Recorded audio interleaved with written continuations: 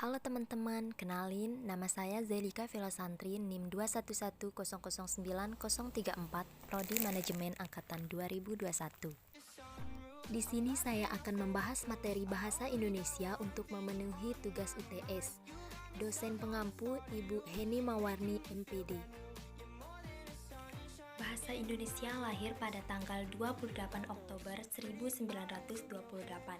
Pada saat itu, para pemuda dari berbagai pelosok Nusantara berkumpul dalam kerapatan pemuda dan berikrar.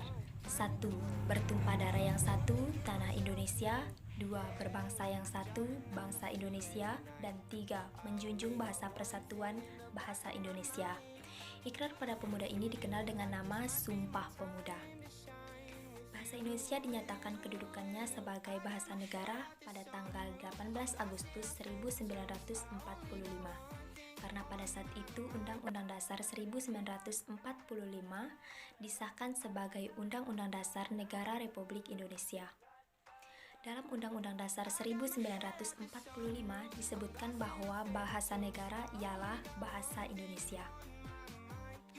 Bahasa Melayu mulai dipakai di kawasan Asia Tenggara sejak abad ke-7.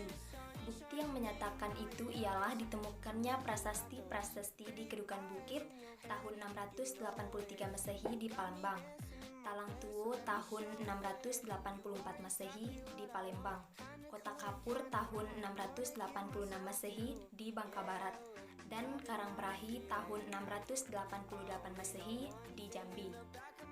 Prasasti itu bertuliskan huruf Pranagari berbahasa Melayu kuno. Bahasa Melayu kuno itu tidak hanya dipakai pada zaman Sriwijaya, karena di Jawa Tengah juga ditemukan prasasti tahun 832 Masehi, dan di Bogor ditemukan prasasti tahun 942 Masehi yang juga menggunakan bahasa Melayu kuno. Pada zaman Sriwijaya, bahasa Melayu dipakai sebagai bahasa kebudayaan, yaitu bahasa buku pelajaran agama Buddha. Bahasa Melayu juga dipakai sebagai bahasa perhubungan antar suku di Nusantara dan sebagai bahasa perdagangan, baik sebagai bahasa antar suku di Nusantara maupun sebagai bahasa yang digunakan terhadap para pedagang yang datang dari luar Nusantara. Bahasa bersifat arbitrer adalah bunyi yang ditimbulkan secara acak, bisa berbentuk sembarang bunyi atau simbol. Misalnya, nama hewan kuda. Di Jawa tidak disebut sebagai kuda, tetapi disebut sebagai jaran. Dalam bahasa Belanda disebut sebagai paard, dan dalam bahasa Inggris disebut sebagai horse. Secara hakikat, makna menunjuk pada satu jenis hewan yang sama, namun dari segi sebutan yang berbeda-beda. Bahasa sebagai sistematis dikatakan sebagai sebuah sistem karena bahasa memiliki susunan yang berpola secara teratur yang terbentuk oleh unsur ataupun komponen yang saling berhubungan secara fungsional. Karena disusun dari unsur yang komponen, bahasa dapat dipelajari oleh siapapun yang memang ingin dipelajarinya, karena bahasa itu sendiri sebagai sistem yang terbentuk secara sistematis dan sistemis. Dikatakan sistemis karena terbentuk oleh sistem formologi, sintaksis, semantik, dan morfologi. Bahasa bersifat unik. Jika kamu perhatikan, hakikat bahasa itu unik, apalagi jika dilihat dari bahasa daerah yang ada di Indonesia. Bahasa orang Jawa dengan bahasa orang Kalimantan tentu saja memiliki bahasa daerah yang berbeda-beda. Itu saja memiliki arti yang unik-unik. Bahasa bersifat produktif. Maksud dari kata produktif bahasa memiliki banyak arti dan makna jika digabungkan dengan bahasa yang lain. Bahasa memiliki kekayaan dan dapat ditafsirkan dalam banyak bentuk.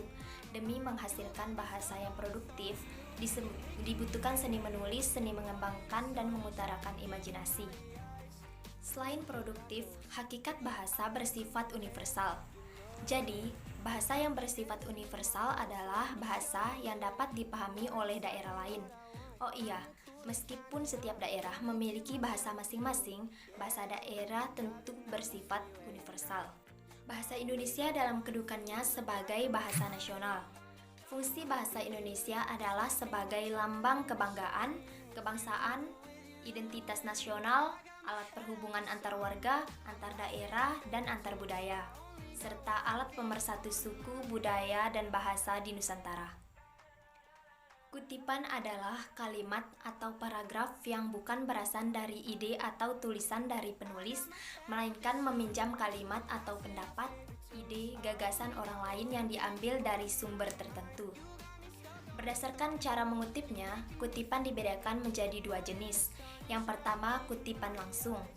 Yang kedua, kutipan tidak langsung. Kutipan langsung yaitu menulis ulang ide orang lain sesuai dengan aslinya. Hal ini berarti penulis langsung menggunakan teknik copy lalu paste tanpa mengubah kalimat aslinya. Yang kedua yaitu kutipan tak langsung, yaitu kutipan penulis mengambil ide orang lain, kemudian merangkainya dalam kalimat sendiri. Hal ini berarti penulis tidak menulis sama persis dengan kalimat asli yang dikutip. Kearifan lokal adalah pandangan hidup oleh masyarakat lokal yang merupakan hasil proses adaptasi turun-temurun dalam periode waktu yang sangat lama terhadap suatu lingkungan alam tempat mereka tinggal. Contoh kearifan lokal yang ada di daerah Sumbawa yaitu nyorong. Upacara nyorong merupakan salah satu prosesi dalam pernikahan di tanah Sumbawa. Upacara nyorong biasanya dilakukan setelah prosesi lamaran. Pihak laki-laki beserta keluarga mendatangi pihak perempuan, kemudian menyampaikan niatnya.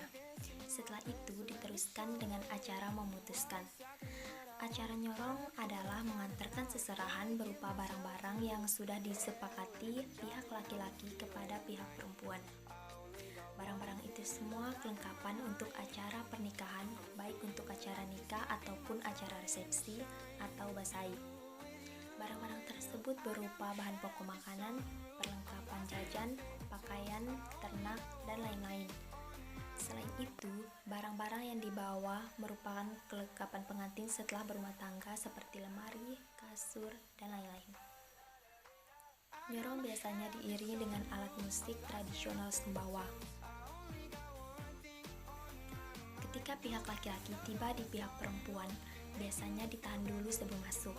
Salah satu nilai tokoh masyarakat harus menentukan lawas atau raparas lawas dengan pihak perempuan sehingga membuat suasana keakraban kedua belah pihak. Selain itu, ada pula nilai-nilai yang terkandung dalam falsafah dari adat nyorong ini.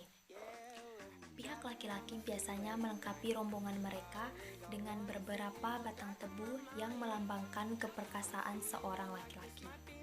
Sedangkan di rumah calon pengantin wanita biasanya akan terlihat sebatang pohon pisang.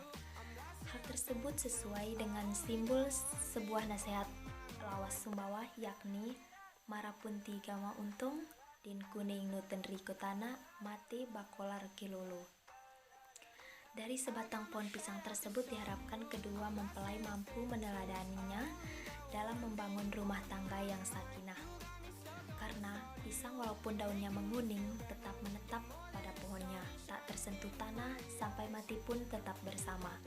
Begitulah lawas-lawas Samawa sangat erat dengan makna-makna filosofi yang hingga kini masih menjadi bagian dari kehidupan masyarakat Sumbawa. Thanks for watching guys. Bye.